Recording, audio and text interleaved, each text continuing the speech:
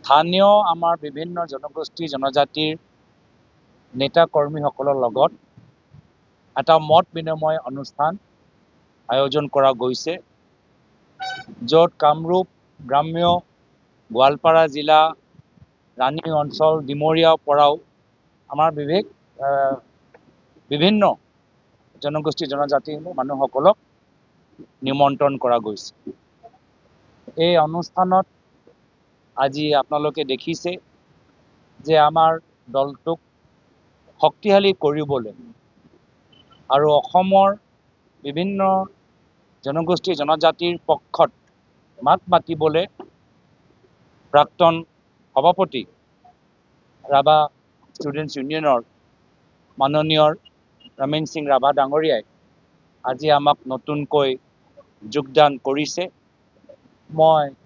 তেখেতক স্বাগতম জনাইছোঁ। ইয়াৰ পূৰ্বেও যোৱা 10 তাৰিখে এই অঞ্চলত আমাৰ এটা বিশাল যোগদান কাৰ্যসূচী অনুষ্ঠিত কৰা গ'ল, য'ত বিজেপি দলটোক ত্যাগ কৰি এগৰাকী জিলা সভানেত্ৰী ডক্টৰ নাৰায়ণী লাৱণ্য বড়ো ডাঙৰীয়ানী আমাক যোগদান কৰিছিল। লগতে প্ৰাক্তন ৰাভা সংঘৰ চিফ প্ৰাক্তন ৰাভা সংঘৰ চেয়াৰমেন মাননীয় তৰুণ ৰাভা ডাঙৰীয়াও আমাক যোগদান কৰিছিল। এই যোগদান কাৰ্যসূচী অসমৰ বিভিন্ন জনগোষ্ঠীৰ জনজাতিৰ মাজত কিয় দেখা পৰিছে, তাৰ মূল কাৰণ হ'ল হিমন্ত বিশ্ব শৰ্মা ডাঙৰীয়া অসমৰ জনজাতিৰ সমাজৰ বিৰুদ্ধে কৰা অন্যায় আৰু অত্যাচাৰ। তেওঁ মুখ্যমন্ত্ৰী যিদিনা হ'ল, সেইদিনাৰ পৰা তেওঁ অসমৰ জনজাতিসকলৰ প্ৰতি অন্যায় কৰি আহিছে। মুখ্যমন্ত্ৰীয়ে হ'ল সৰ্বানন্দ সোণোৱাল ডাঙৰীয়াক মুখ্যমন্ত্ৰী চকীৰ পৰা আঁতৰাই, আৰু তাৰ পিছত ধাৰাবাহিকভাৱে তেওঁ অসমৰ জনজাতি সমাজৰ ক্ষমতা কাঢ়ি লৈ যাবলৈ বিচাৰে। জনজাতি নেতাসকলক মাত্ৰ পুতলাৰ দৰে ব্যৱহাৰ কৰিবলৈ বিচাৰে। কেতিয়াবা হাগ্ৰামা মহিলাই ডাঙৰীয়াই হওক, কেতিয়াবা প্ৰমোদ বড়ো ডাঙৰীয়াই হওক, পুতলাৰ দৰে কেতিয়াবা ৰামাকান্ত দেউৰী ডাঙৰীয়াকো ব্যৱহাৰ কৰে, পুতলাৰ দৰে তুলিৰাম ৰঙাম ডাঙৰীয়াক ব্যৱহাৰ কৰে, পুতলাৰ দৰে দেৱলাল গাৰোচা ডাঙৰীয়াক ব্যৱহাৰ কৰে। উদ্দেশ্য মাত্ৰ এটাই, যে যি ক্ষমতা অসমৰ বিভিন্ন জনজাতি সমাজে কংগ্ৰেছৰ দিনত পাইছিল, বিভিন্ন কাউন্সিলৰ যোগেদি, 6 Schedule যোগেদি, ফৰেষ্ট ৰাইটছ এক্ট যোগেদি, সেই ক্ষমতাটো মুখ্যমন্ত্ৰী হিমন্ত বিশ্ব শৰ্মা ডাঙৰীয়া নিজৰ জেবৰ ভিতৰত, নিজৰ পকেটৰ ভিতৰত ৰাখিবলৈ বিচাৰে। আৰু সেই ক্ষমতা নিজৰ পকেটত বহাই কি কৰিবলৈ বিচাৰে? জনজাতিসকলৰ উন্নয়ন নহয়, জনজাতিসকলৰ মাটি ভূমি কেনেদৰে হাইজেক কৰিব পাৰে, হাইজেক কৰি আদানীক কেনেকৈ বিক্ৰী কৰিব পাৰে, সেয়া হ'ল তেওঁলোকৰ উদ্দেশ্য। সেইকাৰণে ট্ৰাইবেল বেল্ট ব্লকৰ লৈ তেওঁলোকে প্ৰশ্ন উত্থাপন কৰে, কাৰ্বি আংলঙৰ আৰ্টিকল 244 লৈ তেওঁলোকে প্ৰশ্ন উত্থাপন কৰে। কেতিয়াও কাউন্সিলক আৰু ক্ষমতা দিবলৈ কথাখিনি তেওঁলোকে নকয়। আমাৰ দিনত প্ৰয়াত তৰুণ গগৈদেৱৰ দিনত বিভিন্ন কাউন্সিলক বিভিন্ন আৰু ডিপাৰ্টমেণ্ট দিয়া গৈছে তেওঁলোকৰ চলাবলৈ সুবিধাৰ কাৰণে, কিন্তু মুখ্যমন্ত্ৰীয়ে জনজাতি বিৰোধী কামবোৰ কৰি আছে। অটনমি পক্ষত নহয়, ক্ষমতা বিকেন্দ্ৰীকৰণৰ পক্ষত নহয়, যাৰ ফলত আজি অসমৰ চুকে কোণে বিভিন্ন কাৰ্বি, বড়ো, ৰাভা, মিচিং, গাৰো সব আজি ইয়াত আমাক যোগদান কৰিছে। সেইদিনা যোৱা 10 তাৰিখে জি চাংমাক, আমাৰ গাৰো অঞ্চলৰ এজন শক্তিশালী সমাজেও তেওঁ আমাক যোগদান কৰিছে। তো সেইটোৱে প্ৰমাণ কৰিছে যে হিমন্ত বিশ্ব শৰ্মা ডাঙৰীয়া চেহেৰা চাই অসমৰ জনজাতি সমাজৰ প্ৰতিনিধিসকল বিজেপিৰ পৰা আঁতৰি কংগ্ৰেছৰ ফালে আকৃষ্ট হৈছে। এয়া হ'ল প্ৰথম কথা। দ্বিতীয় কথাটো হ'ল অহা কাইলৈ সম্পৰ্ক। অহা কাইলৈ 18 নৱেম্বৰ, জুবিন গাৰ্গৰ অবিহনে এইটো প্ৰথম তেখেতৰ উদযাপন উপজা দিন, আৰু আমি এটা বিশেষ অনুষ্ঠান উদযাপন কৰিছোঁ, কাঞ্চনজংঘা। কাঞ্চনজংঘা শব্দটো সকলোৱে চিনি পায় পৰিচিত তেখেতৰ ছবি পৰা এটা বিশেষ কৈ যোৱা কথাখিনি সমগ্ৰ অসমৰ মাজত সমগ্ৰ ভাৰতৰ মাজত প্ৰচলিত হৈছে এই ছবিখনত তেওঁ কৈছিল যে মোৰ কোনো জাতি নাই মোৰ কোনো ধৰ্ম নাই মই মুক্ত মই কাঞ্চনজংঘা সেই উপলক্ষে অহা কাইলৈ কৰ্মশ্ৰী হিতেশ্বৰ শইকীয়া ছেকেণ্ডেৰী স্কুলত পাঞ্জাবাৰীত আমি আমাৰ ফালৰ পৰা এটা বিশেষ অনুষ্ঠান আয়োজন কৰা গৈছে য'ত সংগীত কলা কৃষ্টি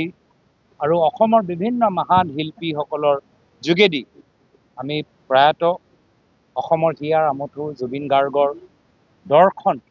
আমি ৰাইজৰ মাজত লৈ যাবলৈ বিচাৰোঁ অসমৰ প্ৰতি তেখেতৰ চিন্তাধাৰা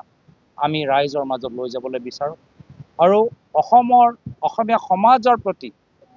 তেখেতৰ নিজৰ জীৱিত থকা সময়ত যি দায়বদ্ধতা প্ৰকাশ কৰিছে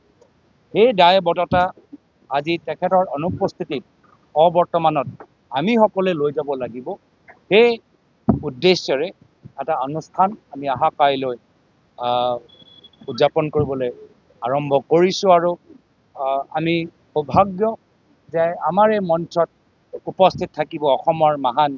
শিল্পীসকল জয় বৰুৱা ডাঙৰীয়া মানস ৰবীন ডাঙৰীয়া মৈত্ৰী পাটৰ ডাঙৰীয়ানী ৰূপম ভূঞা ডাঙৰীয়া বিশ্বজিৎ শইকীয়া ডাঙৰীয়া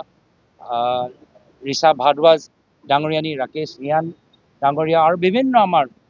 শিল্পীসকল তাত থাকিব আৰু এটা বিশেষ অনুষ্ঠান যি অনুষ্ঠান আজি আপোনালোকৰ কেমেৰাৰ যোগেদি প্ৰেছৰ মাধ্যম যোগেদি আমি অসমৰ ৰাইজক নিমন্ত্ৰণ জনাইছোঁ আহ্বান জনাইছোঁ যে আহক আহা 18 নৱেম্বৰ প্ৰয়াত জুবিনদাৰ উপজা দিনত আমি সকলোৱে কৰ্মশ্ৰী হিতেশ্বৰ শইকীয়া ছেকেণ্ডেৰী স্কুল পাঞ্জাবাৰীত উপস্থিত হয় তেখেতক শ্ৰদ্ধাৰে আমি শুভৰিবলৈ চেষ্টা কৰোঁ এয়া এটা বিশেষ অনুষ্ঠান লগে লগে অসমৰ প্ৰতিটো গাঁৱৰ ভিতৰত আমি নিজৰ দলৰ সতীৰ্থসকলক অনুৰোধ জনাইছোঁ যে তেওঁলোকে নাহৰ গছপুলি ৰোৱা এটা কাৰ্যসূচী হাতত লওক ইতিমধ্যে বহুতকেইটা নাহৰ গছপুলিৰ অৰ্ডাৰ আমাৰ দলৰ সতীৰ্থসকলে দিছে আৰু অহা কাইলৈ অসমৰ চুকে কোণে আমি নাহৰ গছপুলি ৰোৱাৰ এটা কাৰ্যসূচী হাতত লৈছোঁ আৰু যুৱকসকল আমাৰ অসমৰ NSY যুৱকসকলে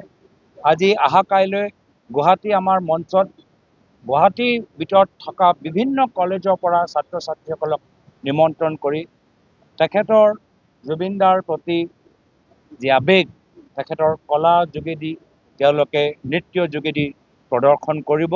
লগে লগে অসমৰ বিভিন্ন ঠাইত বিভিন্ন কলেজৰ ভিতৰত তেওঁলোকে কলা কৃষ্টি সংগীতেৰে অনুষ্ঠান তেওঁলোকে আয়োজন কৰিব তো অহা কাইলৈ আমাৰ 3টা কাৰ্যসূচী গুৱাহাটীত কাঞ্চনজংঘা সংগীত অনুষ্ঠান য'ত আমাৰ মূল মন্ত্ৰ হৈছে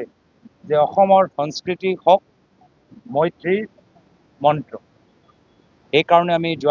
অহা কাইলৈ অনুষ্ঠানটো পাতিছোঁ লগে লগে প্ৰতিটো গাঁৱৰ ভিতৰত নাহৰ গছপুলি ৰোৱা এটা অনুষ্ঠান আমি হাতত লৈছোঁ লগে লগে বিভিন্ন কলেজত সংগীত কলা যোগেদি জুবিনদাৰ উপজা দিন আমি উদযাপন কৰিম এই দুই মূল কথা আপোনালোকক আজি আমি জনালোঁ আৰু ইয়াৰ উপৰিও যদি আপোনালোকৰ কিবা প্ৰশ্ন থাকে আপোনালোকে আমাক সুধিব পাৰে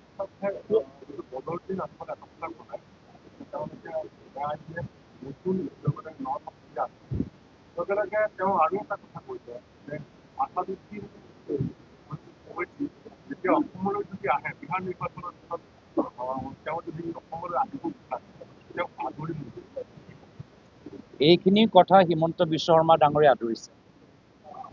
নিৰ্বাচন কাষ চাপিছে আৰু মই আগতেও কৈছোঁ যে AIUDF হ'ল হিমন্ত বিশ্ব শৰ্মা ডাঙৰীয়াৰ লাইফলাইন 108 নাও যে ডুবিছে গম পাইছে নিৰ্বাচন কাষ চাপিছে আৰু সেইকাৰণে হিমন্ত বিশ্ব শৰ্মা ডাঙৰীয়া 108 ডাইল কৰি নিমন্ত্ৰণ জনাইছে AIUDF দলটোক যিকোনো খবৰৰ বাবে যোগাযোগ কৰক 7099017330 লগতে 7099017110 নম্বৰত